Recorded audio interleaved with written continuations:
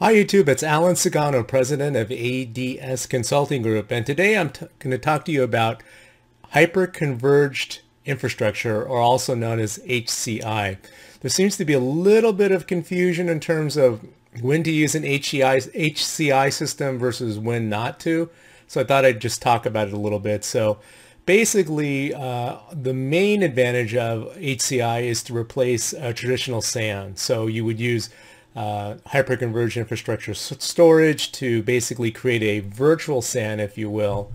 Some of the major players are SimpliVity, Nutanix, Pure Storage, vSAN, EvoRail, which is also basically just a specific version of vSAN.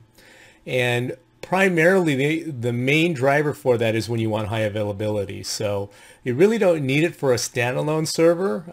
Technically you could use it for a standalone server, although it usually becomes too cost prohibitive. So primarily it's for a cluster when you need high availability. And okay, so what's high availability? High availability, basically what it does is it allows you to keep running in case you have a server failure. So we typically design for what's called N-1. So however many servers there are in the cluster, we can tolerate a single failure of a server and still keep running, because all the virtual machines that are running on one server fail over to another server and allow you to keep running. So that's basically the main reason why you'd want to get an HCI system. It's not for a standalone host. It's more if you want to do high availability and are also looking at possibly replacing a traditional SAN infrastructure.